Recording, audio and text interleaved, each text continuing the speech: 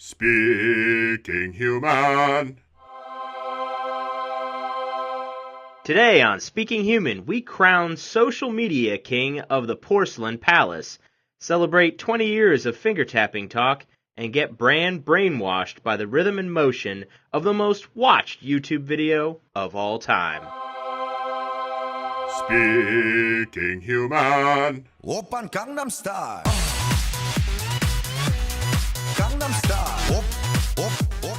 Welcome to Speaking Human, the official podcast of Monsters Unlimited. I'm Shad Conley, and I like to get social in the bathroom. And I'm Patrick Jebber, and I only dance to the beat of Korean electronica music. 오빤 Gangnam Style. For those of you who haven't listened to the podcast before, we kick off each show by taking on the latest mortal marketing news, then unleash the fury of our superhuman review. In today's review, we'll be discussing the viral video that morphed into a marketing monster. So let's get into it. Mortal marketing news! Our first story of the day is entitled, Social Media is in the Toilet. So basically what we're looking at here is there's a new study, and some of the great data from this study told us that nearly 1/3 of the heaviest adopters of social networks, those ages 18 to 24, so this is 32% of those people, connect with sites such as Facebook and Twitter in the bathroom. That's right, while they're on the pot. And when you look at some more of the data, they say 1/4 of those ages 25 to 34 are bathroom social networkers, as are 15% of those ages 35 to 44. So basically what we're seeing here is social media has become the newspaper of now. Back in the day where you'd see your dad grab the whole newspaper and go into the bathroom and stay there for like 2 hours. That's what social media has become. What do you make of this news, Patrick? Well, Shad, I'd be lying if I said I'm not a victim of social media in the bathroom. That's right, I'm a victim, man. It's not your fault. Yeah, we touched on this in a previous podcast, but this is where mobile devices and social media have taken us. There's no downtime. There's no boredom. Yeah, last time we were talking about people using social media in bed, and I do think there are these sort of go-to times and places for when you're going to look at social media on your phone. And the bathroom is one of them. I'm also a victim. I don't want to do it, but it's boring in there. You need something. Before it was a book or a newspaper. Now you've got these phones with all this stuff on there. Why not see what's going on in the world? Yeah, where there used to be those bathroom books and the light reading, there is now social sitting, bird watching, and face bowling. How do you like those? I think those are great. It's not necessarily news per se what we're hearing here. It's something that a study has pointed out that's just another sort of example of how ingrained, social media and mobile have become for us, that we're taking it into the most sacred of all altars and bringing it with us during that special private time. Yeah, I'm guilty of the daily bathroom break, but like while we're sitting in a parking lot and I'm waiting for my wife at the grocery store or whatever, that downtime I'm always checking. Not while I'm driving, of course. Well, that's good. At least you're being safe. And I think there is almost this emerging sensitivity or guilt or embarrassment about it too, where you're like on your phone too much and you don't want people necessarily thinking you're the guy who's always on the phone. So you're like, let me do this in my private time where no one can see me. Do you think maybe that's part of this too? Yeah, it's that one place where you're alone and no one else can really be there. So one place. It's the one place where most people are there by themselves, and so they have that peace of mind that nobody else is looking and seeing that they're checking their social channels or email or whatever it is. Yeah, and I think the bottom line on this one is for the companies or the social media holdouts who think this is a flash-in-the-pan trend 10 years later. Now we have definitive proof that social media is here to stay. On that note, we move on to our next story, which is a big birthday story for text messaging, or SMS messaging. The proper technical term has just turned, and I was surprised by this, 20 years old. Wow. I know. When you heard this, could you believe it was actually been 20 years since texting was invented? I can, even though I don't want to. It's one of those things where you hear it and you're like, really? But then again, daily I'm looking on the DVR guide and I see television shows or movies that don't seem that old. And I'm like, that's 25 years ago. Yeah. And So, that's a good point. And what, better milestones are there than cultures and especially technology? So do you remember, Patrick, the first time you sent a text message? well, I don't remember the first time I sent a text message, but I do remember I resisted texting for a good part of the last 20 years. I used to have that critical skeptic mentality, the one I'm talking about. What's the point of texting? I could just call you and it takes a fraction of the time. Now you kids get off my lawn. That's my old mentality. Well, it's funny because your perception of this is the opposite of mine. Mine was at the time, I'm like, thank God those stupid 30-second phone calls you make to be like, hey, I'm coming over. You don't have to make anymore. There were so many of those phone calls. God, I wish I could just send this person a quick message rather than calling them. They'll be like, hello, hey, what's going on? Nothing. I'll be there in an hour. Okay, bye. What a waste of time. I don't have that kind of time. Yeah, texting is good for those quick messages. It wasn't until I got an iPhone, my first iPhone, that I started that tapping engine. Yeah. Well, now it's a whole different beast. I can remember my first phone, which was probably like early 2000s when I got it and started texting. Remember, it was just the letters on the numbers. So you had to cycle through to get each letter. And, I don't know that you were even, I said you saved time for the phone call. I don't know with that method. Until you got good at it, you were really saving all that much time. Right, I couldn't do it. So cumbersome at that point. But when, smartphones started to come out, keypads that had the letters,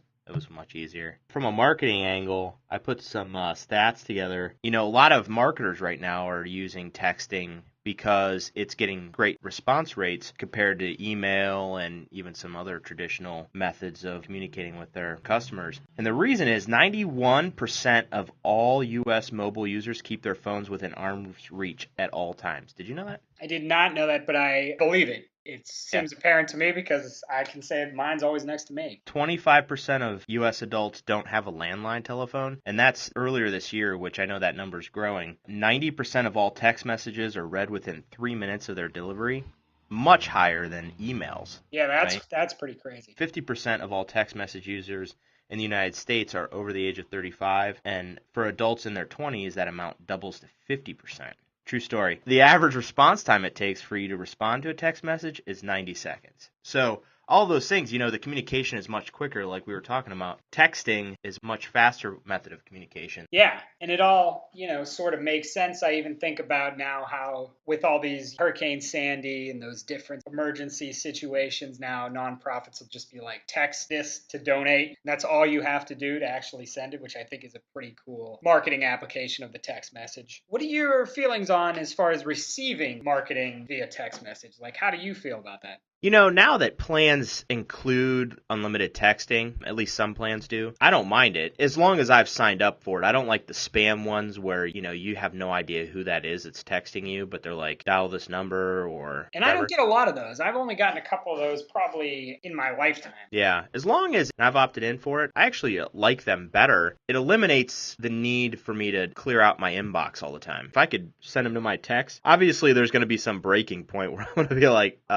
these Too are much. But I actually like them, I do, especially for quick things. And I told you that one story about how I opted in for those text messages from that company and I ended up winning like $400 worth of iTunes gift cards. Oh, yeah. That by itself made me a believer. Believer in text marketing because you're getting something out of it. Yeah. I kind of think the same thing you do. I've signed up for a few of them and I get them, and even when I'm like, I don't care about that, it doesn't even bother me. I look at it for 2 seconds and then I'm done. I don't have to necessarily delete it or do anything. That's just no big deal yet. Like you said, once you get barraged with it, like, some people do with emails or on the phone, and kind of changes the story a little bit. Yeah, as long as they're not spamming me, I'm fine. Kind of last thing to note is one of the great things about the text message, especially from a marketing standpoint, is 20 years old. It hasn't changed all that much. The devices that you do it with have changed, and I guess you originally had a text limitation, but it hasn't really changed that much. It's still what it was, just a simple way to send a message. So finally, happy birthday to the text message. You've done us a great service. We love you. Next year, you'll be able to drink legally. Yeah, that means dump as much booze as you can on your phone. All right, and that's going to about wrap it up for the Mortal Marketing News. So let's move right into our Superhuman Review. And now it's time for our Superhuman. Review.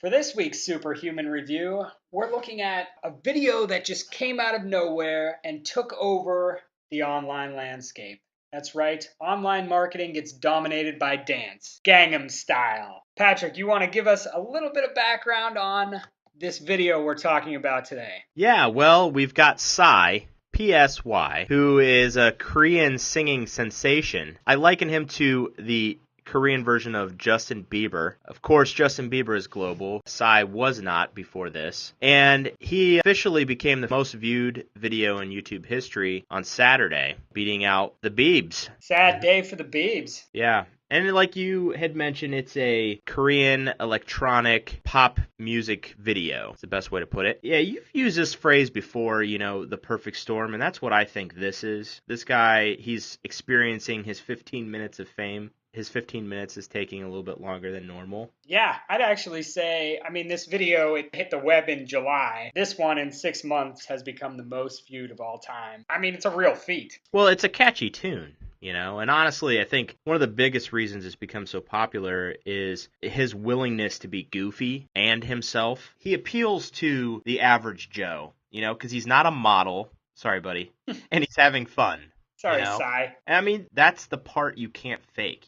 People respond to that, especially in social media like YouTube. And how many times have we said that in social media? You have to be authentic, be conversational, aka personable like he is, and transparent. And it's just one of those things, we've talked about this too on past shows, how everybody tries to recreate quirky or bizarre video, and you really just can't do it. This guy's the real deal. This video came totally out of left field. I don't think anybody, at least in America, had heard of Psy. It shows you how bizarre people really are in their tastes. I think the internet has brought that out in just all of our love of the strange and unusual. But it's one of those things you don't know how people find it, and they just start passing it around, and you're just kind of like, what? It's the definition of a viral video. Yeah, that's all social media is it's people connecting. This is a good example of how people like to share. Social media makes it very easy, and then suddenly you find a video like this, which is bizarre and goofy and fun, becomes the #1 video on YouTube. Yeah, I remember the reason I first heard of this in general was not because I actually saw the video, but I saw the actual guy on Saturday Night Live kind of making fun of himself in a sketch.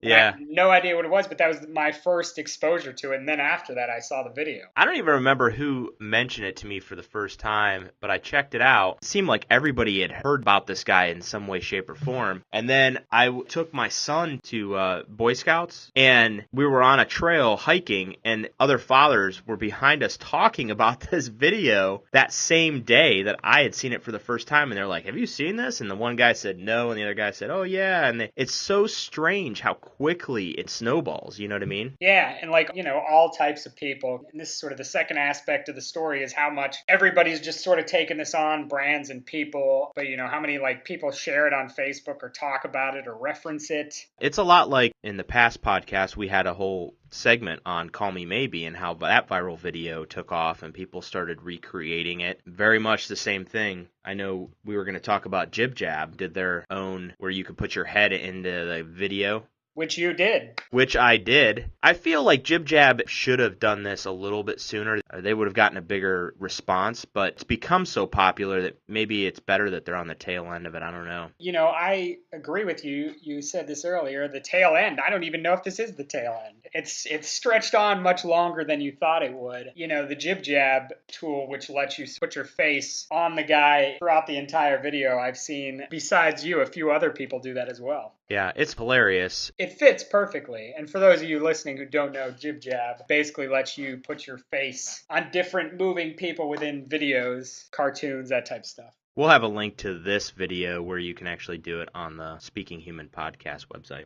SpeakingHuman.com. Plug. The other part of this, it's sort of the new thing with brands and self-publishing and, churning out contents on the web. Now all sorts of brands are biting on the Gangnam Style, the music, the video, parodying it, inserting it into their own marketing. Red Bull Racing, Abercrombie Kids, M&M's, Intel have all kind of done stuff like this. Intel created a little video of an Intel guy doing a Gangnam Style dance and got 500,000 likes on Facebook. Been a lot of that going on. With the rise of content marketing and brands trying to push out so much information and content, entertainment, photos, videos, fun things on the web, like nonstop, a lot of that is they're taking pop culture, things that are going on in the news, and just, biting on them, whether in a funny way or just passing along the videos. We've seen that happen probably more than ever with this video. What do you think about that, Patrick? This new style of marketing where you're biting off these pop culture current news and like swirling it into your marketing? Well, I think it can really work for brands. You have the opportunity to be current. You can have fun with it, and people identify with it immediately.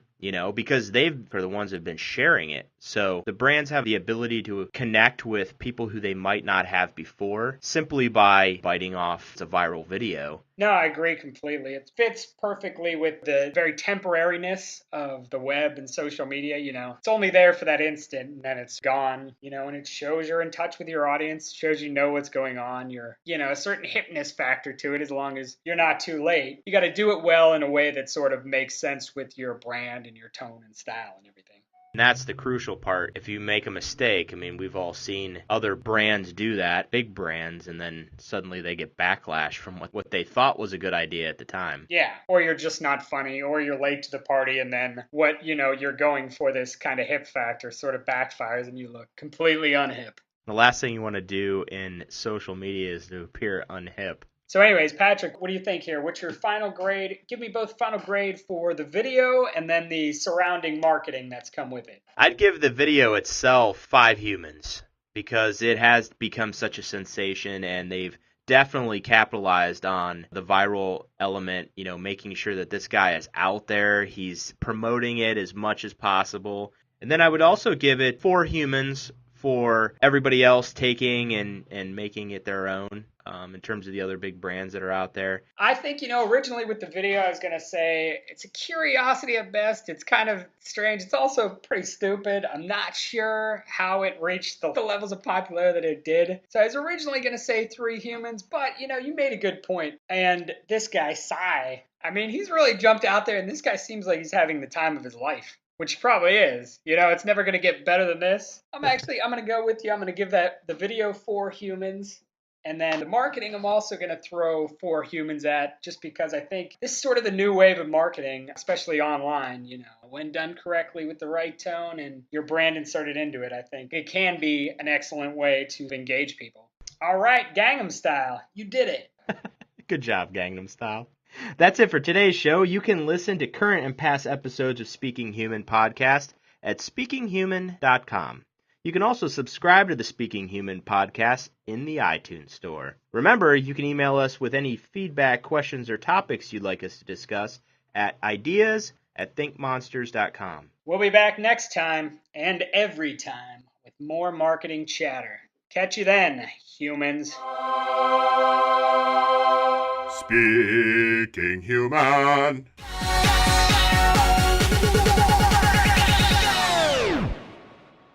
Open Gangnam Style.